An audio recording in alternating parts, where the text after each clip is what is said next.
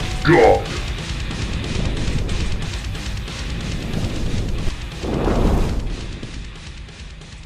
G'day guys, nice quick one for you today. I've just got back from my first tournament running the World Eaters, and I want to share my list, share my results, share my learnings with you guys, as the World Eaters is something that I'm going to be working on competitively, at least between now and 10th edition, so we'll see what we can sort of get together in this brief period of time, and see if we can have some fun with this exciting new codex. So basically, I've just come back from the Risky Rollers GT called Calling the Banners. It was around 40 players, I believe, in the end, and I came second overall with 4 wins and a single loss. So this was I was really happy with those results, given that this was the first event that I've ran World Eaters at.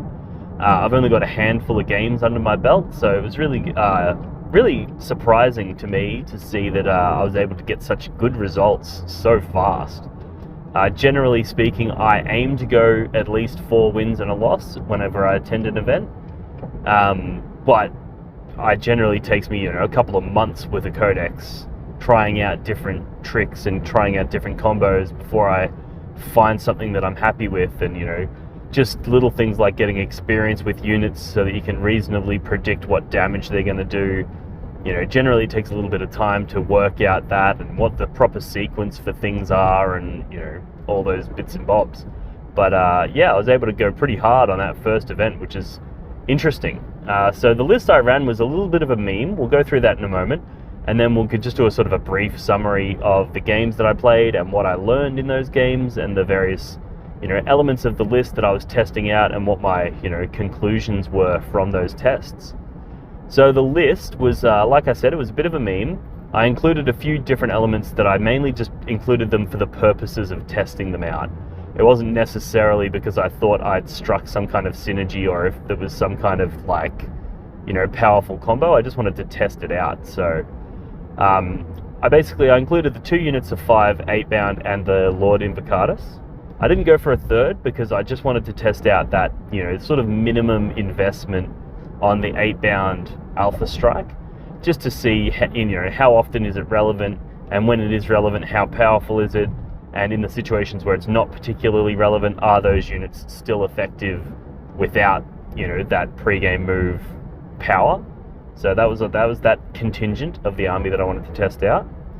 The next contingent was a single unit of 10 Khorne Berserkers with double eviscerator and an icon, and I have them in strat reserves every game, just to test out, how reliable is the 3d6 drop the lowest charge when you've got Blood's Tithe and all that sort of stuff going on, and how much damage does that unit of 10 realistically do? Does it, is it overkill? Is it just a reasonable amount of damage? What's the sort of, standard expectation that I can get out of a unit of 10 with that equipment? Then we get into the more weird part of the list, where basically I had 2 LANDRAIDERs, and inside each LANDRAIDER was a unit of 9 Khorne Berserkers with the eviscerator and an icon, and a Master of Executions. So we had 2 executions, 2 units of 9, and 2 LANDRAIDERs.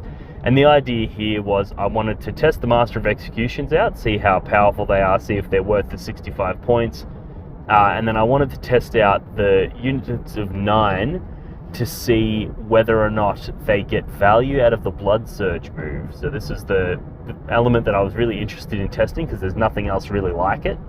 And I was like, that Blood Surge move, how powerful actually is it? How important is it to have big enough units so that it takes multiple volleys to put them down, so that you get multiple instances of that Blood Surge move? So that was something I wanted to test.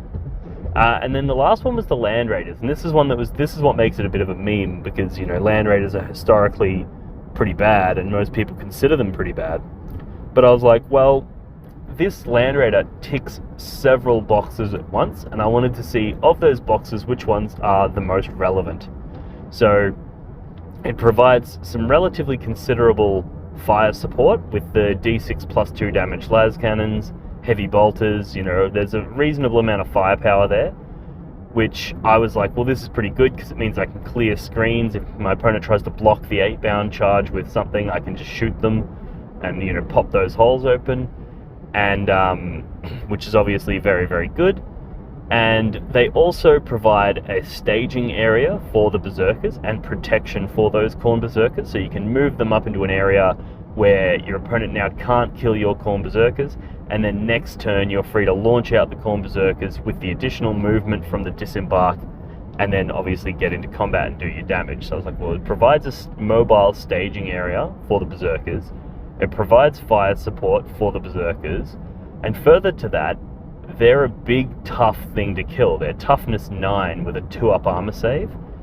I was like, that's pretty good. You compare that to a Rhino, which does the similar sort of staging area trick, but they're toughness 7 with a 3-up save, and they don't have anywhere near as many wounds either. So I was like, I'm thinking the Landraider could be an interesting play here. So we had the 2 Landraiders in the list, and then we round out the list with 2 single units of Spawn, just one-mans, and a unit of 10 Jakhals. Now the Jakhals is something I was also very interested to test out, because I actually think for their points, they are probably one of the most high damage output units in the Codex, just because they're relatively cheap and they get massive utility from the Blood Tithe. Being able to get hitting on +1 ballistic skill on them, being able to get 6's auto wound. There's lots of utility in this small unit. And being able to get a unit of essentially cultists up to strength 5 AP 1 is pretty scary, and it's one of those things people will often underestimate, and I was like, I think these could be interesting as well, so I wanted to put a unit of Jakhals in the list for that purpose. And that more or less rounds out the list. So the best way to sort of conceptualize it is that it strikes in multiple contingents. The first contingent being the 8-bound and the Invocatus, they go in and do the first attack.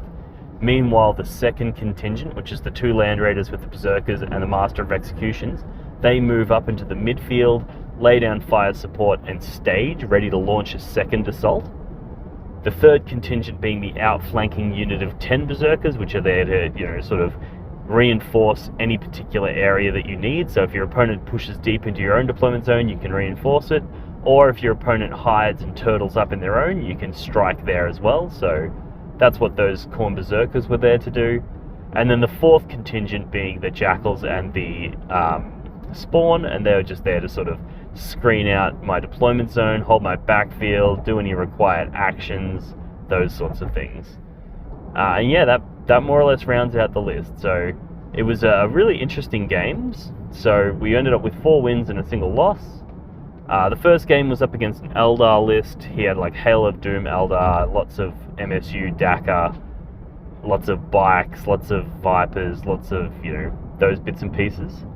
And basically there, we were playing on essentially all these maps with WTC terrain. And this mission was hammer and anvil deployment, so very deep deployment zones. And basically I deployed the 8-bound front and center, and then he deployed everything backlined as far back as he could so that I couldn't get any turn 1 charges.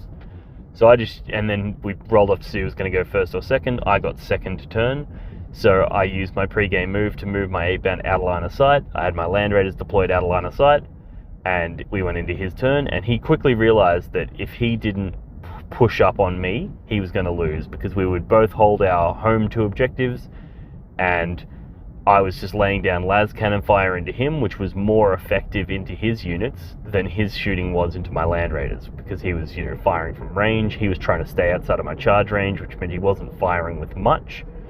And he pretty quickly realized he needs to close the gap. So as soon as he pushed up into the middle, that's when I sprung my trap on him, and I just moved the Land Raiders up, disembarked out the Berserkers, charged everything, moved the 8-bound in, moved Invocatus in, and I just ripped his head off. So that game was an absolute crushing win for me. Then my second game, I went into Imperial Guard. This was your standard meta guard. He had the Kassakan bombs, he had Sentinels, he had a bunch of Leman Russ. And basically we had almost like the inverse of this, right? So it was another deep deployment zone mission. And basically he backlined, I backlined, but the difference here was he was going to win that ranged shootout, and unfortunately this map didn't really have anywhere that I could stage in the middle of the table, so there was no real way for me to cross that gap without just getting blasted. and the Berserkers that I had in strategic reserves weren't going to be able to do it because he has an order that he can issue that would prevent me from being able to arrive within 12 inches of him, which means I can't declare charges when I arrive. So basically I had the Berserkers, which were unable to do their thing, the 8-bound, which were unable to do theirs because he went first. So I basically, if I did pre-game move up into the middle, he was just going to shoot me and kill all my 8-bound. So I had to redeploy conservatively and hide out of line of sight, and then he basically just set up a death zone where if I moved out, I was going to die. So luckily I picked the Blood God's Due, which basically meant every time a unit that starts on an objective dies, I get victory points. So basically I was continually throwing things out onto that central objective and then letting him kill them. So I racked up quite a few points there, quite a few points on Raise the Banners, and quite a few points on the one where you sacrifice Blood Tithe points to get victory points. Skulls for the Skull Throne, or Pile of Skulls High is what it's called. And basically I didn't win, but there was no way that I was going to win that game from that position. There was no real strategy that I could employ to overcome that challenge. So it is what it is. And I ended up with a 70-point loss though, which is a pretty high scoring loss. I think it might have even been 75. It's a high scoring loss, which is pretty cool. Then my third game was into a Space Wolves player. Now this game was fucking sick. This was so much fun. He had a bunch of Wolfen, and Wolfen fight on death. And I have a bunch of, Berserkers and 8-bound, all of which can fight on death. And then he had a bunch of characters that can force me to fight last, but then I had, and we both had 6-inch heroic intervention, so it was a really fucking interesting game. But in that one, basically, I used the Blood Surge move very effectively. He had 3 Redemptor Dreadnoughts, 3 units of Wolfen, and then a bunch of characters and some, other bits and pieces, some Long Fangs. And yeah, basically what happened there was there was one part where he had a bunch of land speeders move up towards me, and then he shoots me with one of his multi-melters, kills a Berserker, and then I was able to Blood Surge move into that land speeder, so then he couldn't shoot me with anything else. And then because he'd already moved, he couldn't move his other land speeders, and then I was able to, in my pile-ins, I was able to tag in all 3 land speeders and blow them up in his turn. Things like that really flipped the game. So the Blood Surge move was really important on this one, and the fight on death was critical as well, because it meant that I could charge something, he could force me to fight last, and then I'd be like, yeah, cool, I don't care, I'm going to kill you anyway. And then he'd kill me with his Wolfen, but then I would fight on death and kill his Wolfen. So even though those Wolfen had the capacity to kill me on death anyway, it was mutually assured destruction regardless, which was really cool. Whereas normally charging the Wolfen, it's like, if you charge them, you both die. But if they charge you, you die. Whereas because I also had the ability to fight on death, it was like, no matter what happens, we're both dying. So that was really fun. Really good game, and I ended up winning that one pretty convincingly. Then that was my third game. So then my fourth game was into another Space Wolves player. This guy's list was nowhere near as optimized though. He had basically 3 units of Wolfguard with jump packs, Thunderhammer Storm Shields. He had a big unit of 10 Terminators with Thunderhammer Storm Shields, and a couple of units of Long Fangs. And the fight on this one was actually probably closer than the previous game, but he picked really bad secondaries into me. He picked Engage on all fronts, he picked Assassinate, and he picked Oath of Moments. And basically I just went, okay, cool. So I went and took the center of the table so that he couldn't secure his Oaths of Moment, comfortably. And just basically anytime he went into a corner, I just pushed out and killed him out of the corner so that he was really struggling to get his Engage on all fronts. And I just kept my Master of Executions inside the Landraiders all game and just didn't let him shoot them, and then didn't let him get into combat with them. As a result, he got very, very low scores, and I was able to win the game. So again, that one came down heavily to fighting on death. There was actually one really interesting moment where he had basically the unit of 10 Terminators deployed. He had his Judicia to make me fight last, deployed at the front of the unit, and then he had his Wolf-Lord with Armor of Rust at the back of the unit so that he could make me fight last no matter which direction I went. But I actually pulled off a really sick trick where I charged turn 1 the Lord Invocatus into the Wolf-Lord, got in base contact with him so that he couldn't heroically intervene and couldn't pile in or consolidate. And then I threw the 8-bound in, and because of the movement on those 8-bound, I was actually able to attack the Terminators from the rear and do it in such a way that the Judicia wouldn't be able to heroically intervene and wouldn't be able to, I wouldn't end my fight phase within 3 inches of him, so he couldn't force the 8-bound to fight last. And then I just put red butchers on the 8-bound, put the mortal wound strat on the 8-bound, and just deleted 10 Terminators. So just killed straight through all 10 Thunderhammer Storm Shield Terminators. So that was really devastating blow early in the game. And then from there on out, it was just a scrap, and every time he'd throw something into me, I'd fight on death and kill it. So it was either we both die or just he dies. There was no situations where just I died. So yeah, that was a sick game. And then my lucky last game was into Genestealer Cult, you know, the standard one where it's a billion neophytes, and he had 3 big units of the Atlan Jakhals, or the Bikers, or whatever they're called. And then he also had a unit of 3, whatever the gunboats are, the ones that look like a dune buggy with autocannons on it. And this one was really concerning when I started the game. I thought I was going to lose because he has his blips and I got first turn, but he basically positioned in such a way where I couldn't end within 9 inches of his blips, and everything in his army was deployed 3 or more inches behind the blips. So basically there was no way to get a turn 1 charge on him, which was, you know, kind of devastating. But it was the last game of the event, so I thought, fuck it, and I just yeeted everything forward. I just threw the Landraiders forward, threw the 8-bound forward, you know, got up as fast as I could, and then in his turn he actually kind of bounced, and I had 1 unit of 8-bound still left alive, Lord Invocatus still left alive, both my Landraiders still there, and yeah, he actually really didn't kill that much in the first turn. And then I proceeded to just go in and just absolutely eviscerate every fucking Genestealer Cult body on the table, and I ended up getting a 100-point win on that game, which was an amazing way to round out the event.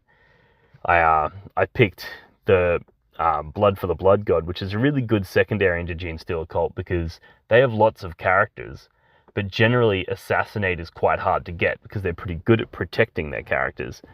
But they also have lots and lots of units. So being able to go, cool, I'm going to kill like 3 or 4 characters this game, but I'm also going to kill like 5 or 6 units, means that you can pretty reliably get a 15 out of Genestealer Cults on that one, and then pile the skulls high. I got a 15 in every game, and I can't remember what my third secondary was into the, I think it was No Prisoners, and I just, by very virtue of them being Genestealer Cult, you're going to get a 15 on that as well. And yeah, so that was that game, and it was real bloody as well. So because of that, I only lost a single game, and it was into the Imperial Guard, and won the rest of them, which put me in 2nd place for the event. So yeah, I just wanted to sort of quickly give you guys a summary of the event, quickly give you a summary of my games, give you a summary of my list, and share that with you, because I'm going to be making a few changes to it over the course of the next few months, just to play around with it while we've still got 9th edition. The Landraiders were interesting. I'm not sure if they make the competitive build going forward. The shooting on them was somewhat unimpressive. However, the durability of them and the ability to stage and launch berserkers out of them was very impressive. So I might look at swapping them for rhinos and then using those points to get more combat elements. We'll have to wait and see. The shooting element was never really critical. There were some points though where it was pretty good when like the berserkers might hit and kill almost all of a unit, but there's like 1 or 2 guys left. And then those 2 guys could try to run away. Being able to pick them up with las cannons was pretty cool. So I'm not 100% off the Landraiders, and they were a ton of fun. But for the more competitive events, I'll probably go rhinos and then use that to get some other elements in the list. But yeah, let me know in the comments below what you think of this World Eaters list and this sort of format of video. And let me know if you are running World Eaters yourself, what sort of lists you're looking at and what sort of success you've been having, because I'm really interested in engaging in this World Eaters community, and let's cook up some crazy list ideas together. So thanks for tuning in, guys. And yeah, I'll see you in the next one. Make sure to check out blogforthebloodgod.com if you want to show your support for this channel. We've got all the merchandise, all the Patreon stuff, the Discord stuff, all the various ways that you can show your support and pick up some sweet swag while you're at it. That's all available over on blogforthebloodgod.com.au. All right, thanks, guys. I'll see you in the next one. Cheers.